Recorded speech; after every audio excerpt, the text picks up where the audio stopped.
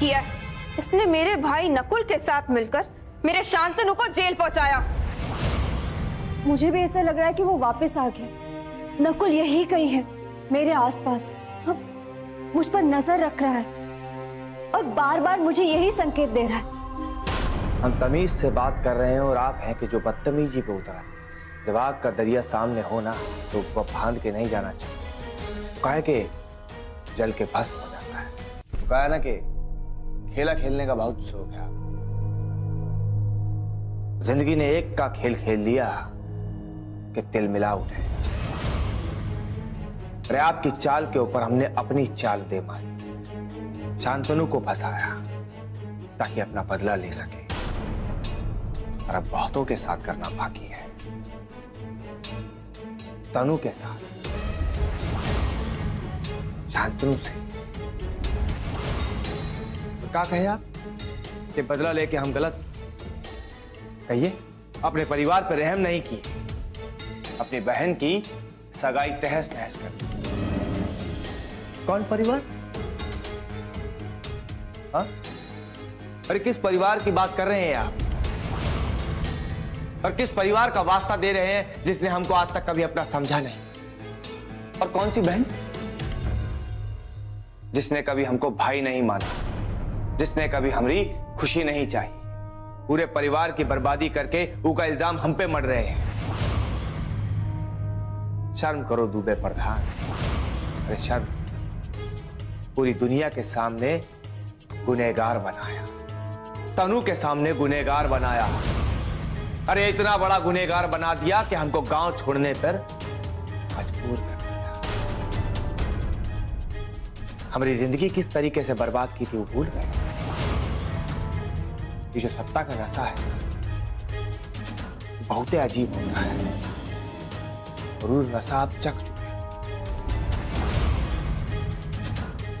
किसी की भावनाओं को समझने की कोशिश किए होते तो उनके दर्द का पता चलता है, लेकिन नहीं, हमेशा दर्द दिए हो और उनसे सुख छीने हो।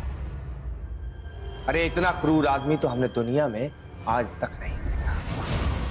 सिर्फ और सिर्फ घिनौना काम किए हो, दुनिया को बर्बाद किए हो। और आज तुम्हारी टुच्ची दुनिया में एक जरा सी हलचल का हुई कि पूरा का पूरा तिल मिला गया। अरे आपके खेला में आपसे ज्यादा बड़ा कोई खेल खेल गया तो आपके पैरों तले जमीन खिसक गई। अब बहुत तकलीफ हो रही होगी, है ना? अरे जब तक कुत्ते की पूंछ दबे ना उसको एहसास नहीं होता कि जिसको वो काटा है उसे कितना दर्द हो रहा हो।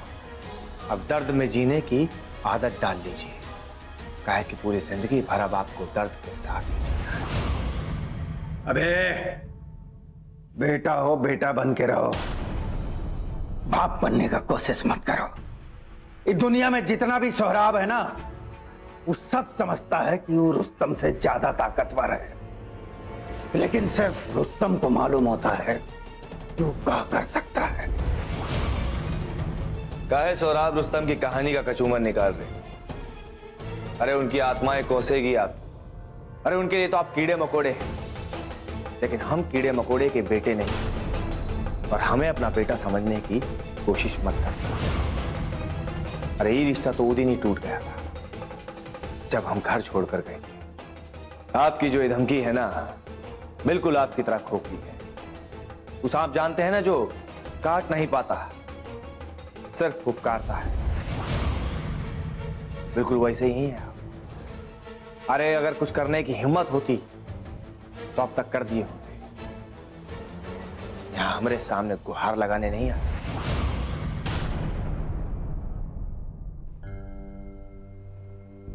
ये ना खोलो, चल चल, हम हार गए, ठीक है ना? तुमको हमसे बदला लेना है ना, तुम ले ला, लेकिन हम हाथ जोड़ते हैं, अपनी बहन का घर मत उजाड़ो। शांतनु को जेल से छुड़वा तो उसकी सगाई उसकी सगाई हो जाने दो पल्लवी से। जरूरत पड़ने पे ना भाई अपनी बहन का कन्यादान करता है, अपना फर्ज की बात है, बस इतना ही मांग रहे थे।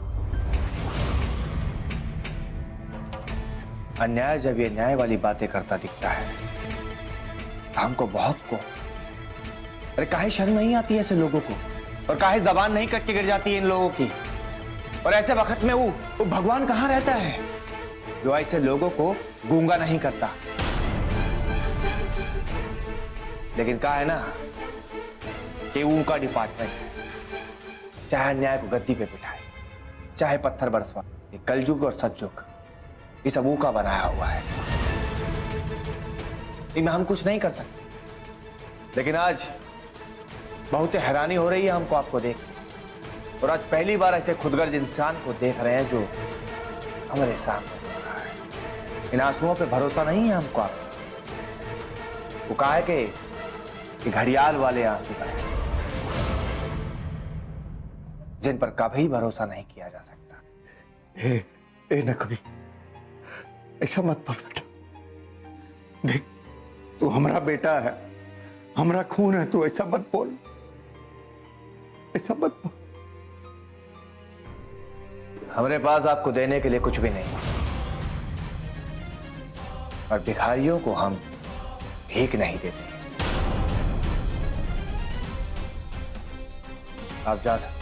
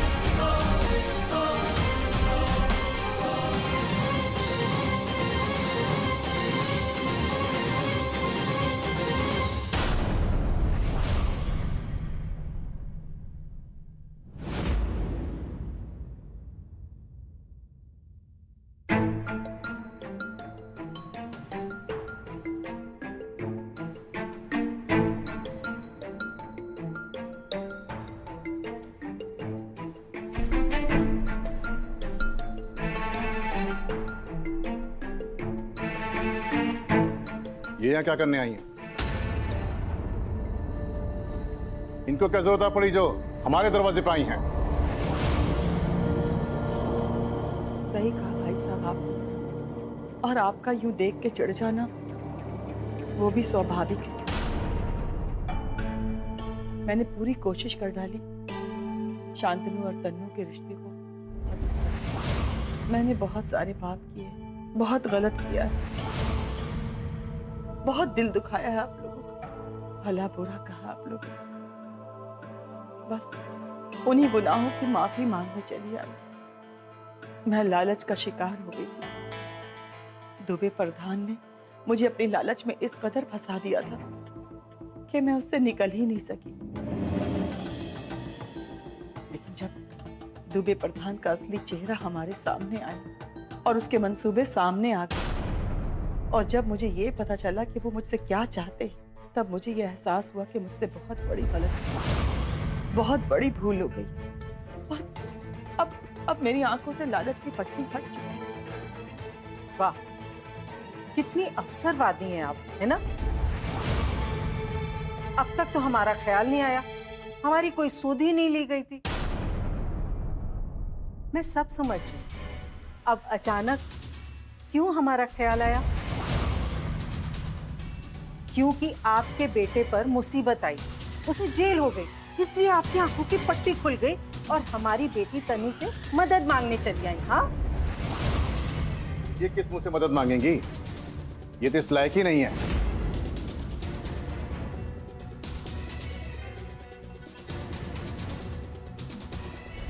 इनके बेटे शांतनु ने इनकी तबीयत का बहाना करके हमें मना कर दिया, और फिर मजबूर होकर खाली हाथ वापस लौट के आ गए।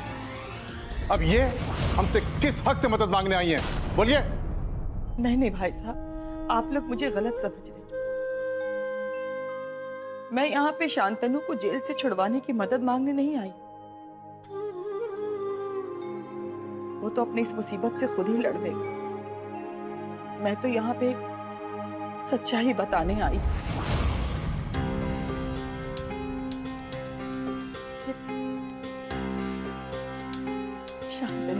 सच्चाई जो इस चिट्ठी में कैद है।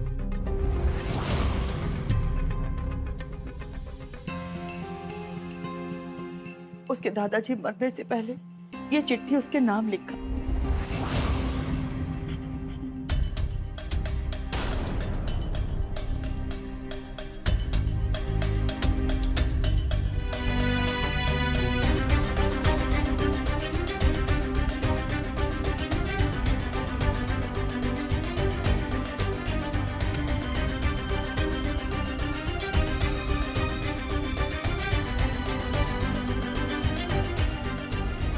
इसी वजह से शांतनु इतनी अच्छी नौकरी छोड़ करके वापस तुम्हारे पास आई।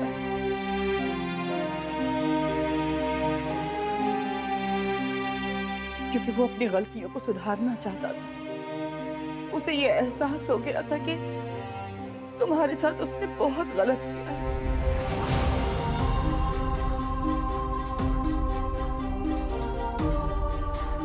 और तुमसे वो माफी हासिल करना चाहता था।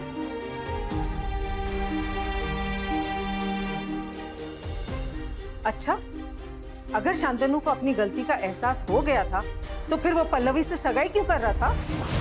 मैं मजबूर थी बहन जी। दुबे प्रधान ने मुझे धमकी दी थी कि हमने अगर उसकी बात नहीं मानी और शांतनु पे दबाव नहीं डाला सगाई के लिए तो वो हमारे कर्जों के कागजात की मदद से हमें जेल भिजवा देगी। मैं डर गई थी। मैं किसी भी हाल में अपनी शांतनु को जेल नहीं भिजवाना चाहती हूँ। मैंने ही शांतनु पे दबाव डालना शुरू कर दिया था कि वो पल्लवी से सगाई कर ले। मैंने खाना पीना सब छोड़ दिया था। दिन ब दिन मेरी हालत बिगड़ती गई। मेरी हालत बिगड़ता देख उसे हाँ कहना पड़ा। और दुबे प्रधान मुझे छुड़ाकर तुम्हें कैसे गिरफ्तार करवा सकता है? इस सब को देखते हुए एक तीसरा नाम सामने आ रहा है, नकुल। नकुल नकुल मिल गई मंजिल मुझे।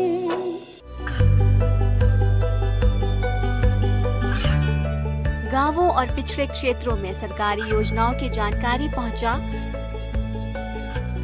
देश में कौशल और क्षमता विकास कर ग्रामीणों को सामाजिक बदलाव और विकास से जोड़ने की दूरदर्शन किसान की पहल चौपाल चर्चा देखें सोमवार से शुक्रवार सुबह 9 बजे। मिल गई मंजिल मुझे। लेकिन तन्नू बेटा,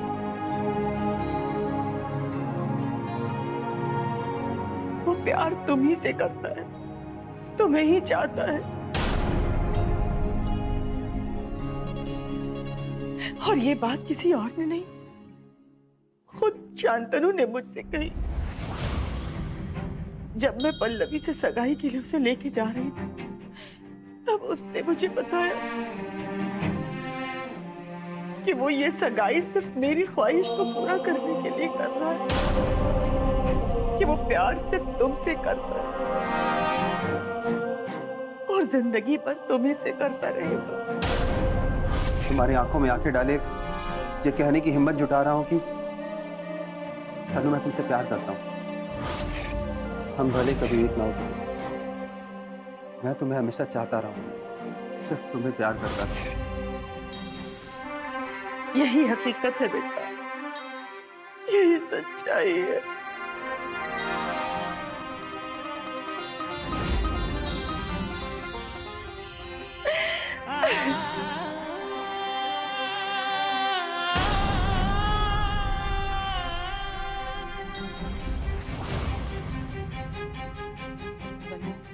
मैंने आज तक तेरे मान सम्मान भावना सबको सबसे ऊपर रखा है, लेकिन आज मैं तुझसे कहना चाहती हूँ कि सच्चा प्यार बहुत मुश्किल से मिलता है बेटा। और अगर सच्चा प्यार मिल जाए तो उसे कभी खोना नहीं चाहिए।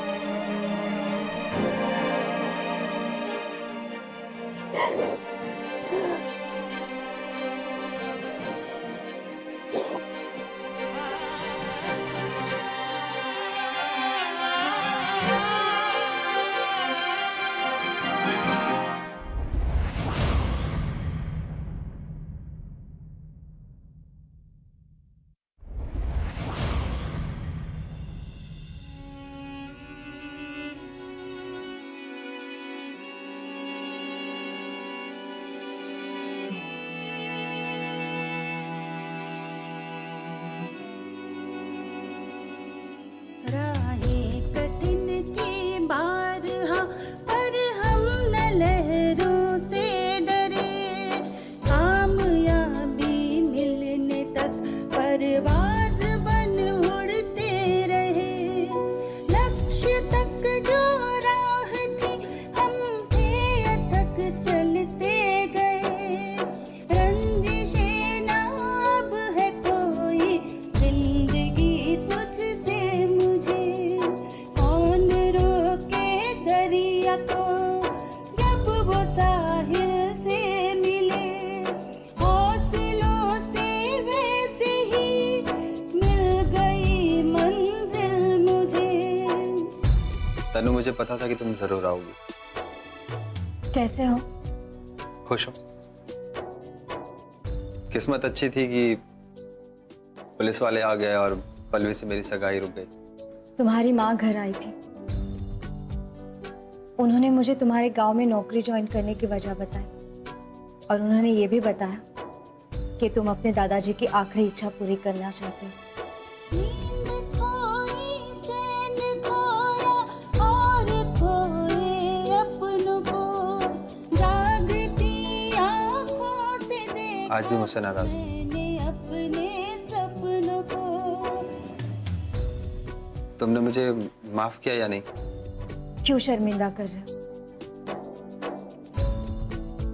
अगर माफ नहीं किया होता तो तुमसे मिलने थोड़ी ना आती।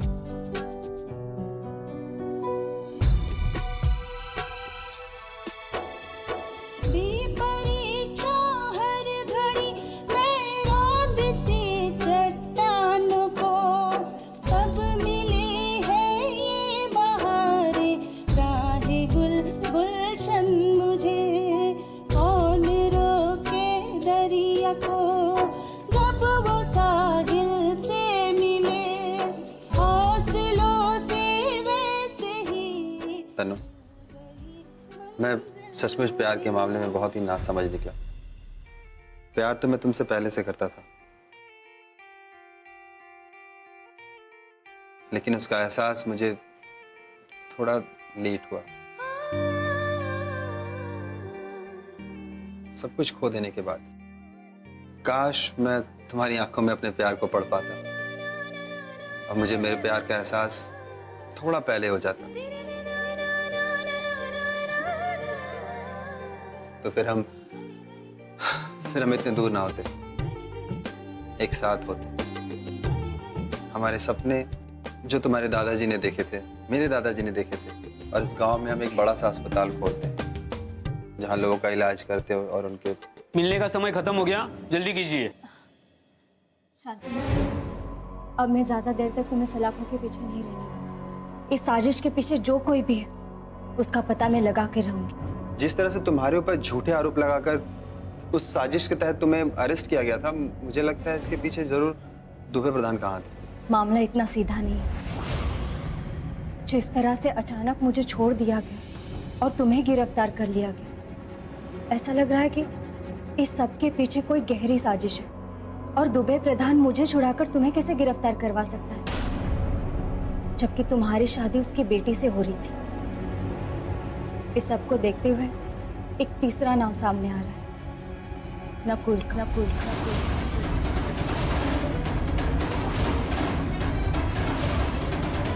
कि नकुल ने ही तुम्हें गिरफ्तार करवाया और मुझे जेल से रिहा करवाया,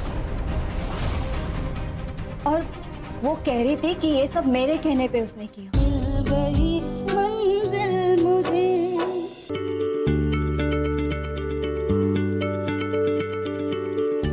क्या आप किसी बीमारी से परेशान हैं? चाहते हैं डॉक्टर की सलाह, तो हम हैं आपके साथ। बताएंगे आपको जीने की राह, समस्याएं आपकी, समाधान देश के मशहूर विशेषज्ञों के। घर बैठे बात करें देश के जाने माने डॉक्टरों से। हमारे लाइव प्रोग्राम स्वस्थ किसान में हर शनिवार शाम 6 बजे से 7 बजे तक। मिल गई मंजिल मुझे। पल्लवी हमारे घर आई थी और उसने बताया कि सगाई से पहले नकुल घर आया था और वो यकीन के साथ कह रही थी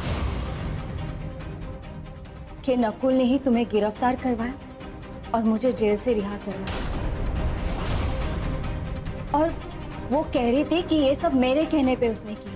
वो पागल है, वो पागलपन में ना किसी के ऊपर भी आरोप लगा सकती है। लेकिन उसने अगर नकुल के बारे में ऐसा कुछ कहा है तो शायद इसके पीछे नकुल हो सकता है। जिस दिन बेहोशी की हालत में तुम बार बार नकुल का नाम ले रहे थे तो मुझे ऐसा लगा कि शायद दवाई के असर से तुम ऐसा कर रहे हो। मैंने तुम्हारी बातों पर यकीन नहीं किया। मुझे अब ऐसा लग रहा है कि नहीं, वो तुम्हारा वहम नहीं था। नकुल सच में आया था तुमसे मिलने के लिए और इतना ही नहीं, वो मेरे साथ लुका छिपी का खेल खेल रहा है। मुझे बार बार बस यही संकेत दे रहा है कि वो मेरे आसपास है। उसने मुझे एक बेनाम कार्ड और गुलदस्ता भी भेजा था और उसी कार्ड का दूसरा टुकड़ा वो आके रख कर गया। मुझे तो पहले समझ में नहीं आया कि ये सब किसने किया, लेकिन अब मुझे पूरा ही पता। ये सब किया धरा नकुल का है।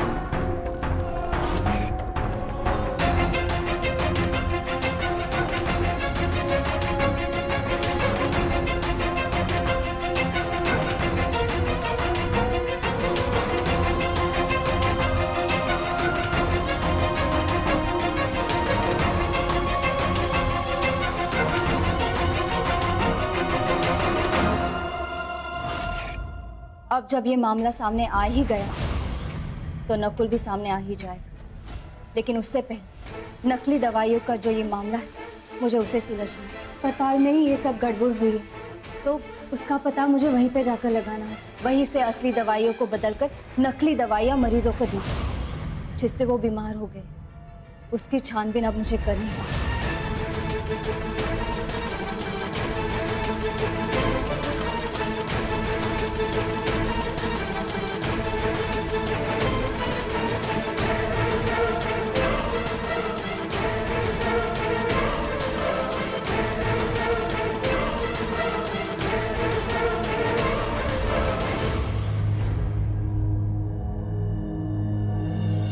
अभी कौन है?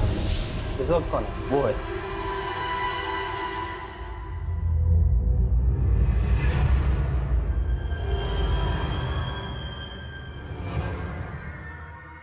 जी कहिए, आप कौन?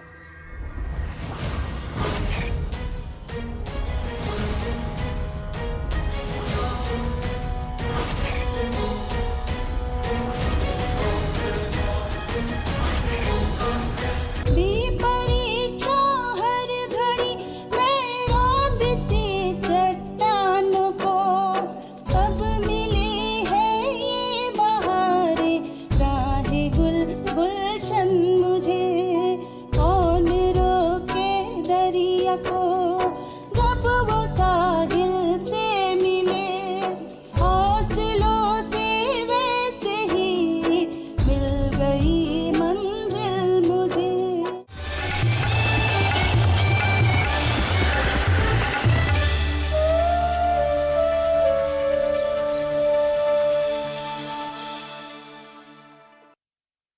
वेलकम टू 100 करोड़ का कवि। जो दिलो दिमाग की बात कविताओं में करते हैं। मैं खाने के बाहर मिले किसी को कुछ सफ़े और कलम दवा, जरूर कोई हारा हुआ आशिक शायर बना होगा। मुझको उजलत कोई नहीं है पर जब हमारी शादी हो चुकी है तो इस पे जोर क्यों नहीं है?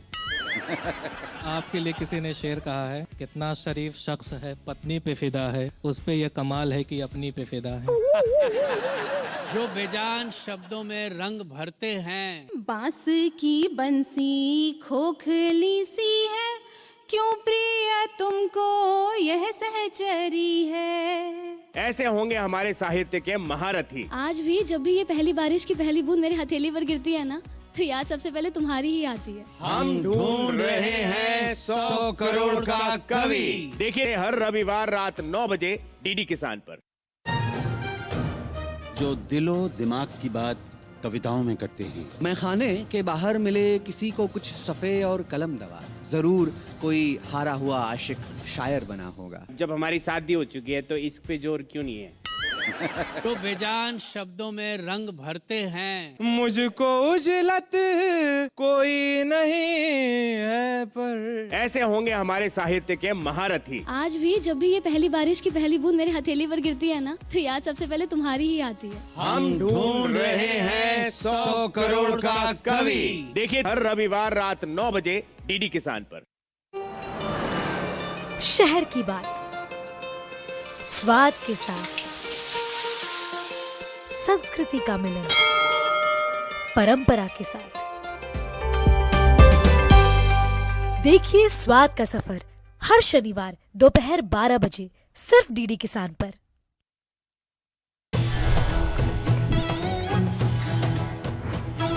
पशुओं की सुरक्षा का पहरेदार, माटी का लाल, जन धन का रक्षक, अपना पशु चिकित्सक। हमारे टोल फ्री नंबर हैं 1800-113060 और 1800-113061। 8 अगस्त रविवार शाम 6:30 बजे सिर्फ डीडी किसान पर। खुशहाल होंगे खेत, पशु रहेंगे स्वस्थ, सरकारी स्कीम का होगा लाभ, जब एक्सपर्ट्स का मिलेगा साथ, आपके सवाल विशेषज्ञों के जवाब, सिर्फ एक फोन कॉल की दूरी पर। देखिए किसानों का अपना प्रोग्राम हेलो किसान, सोमवार से शुक्रवार शाम 6 बजे से सिर्फ दूरदर्शन किसान पर।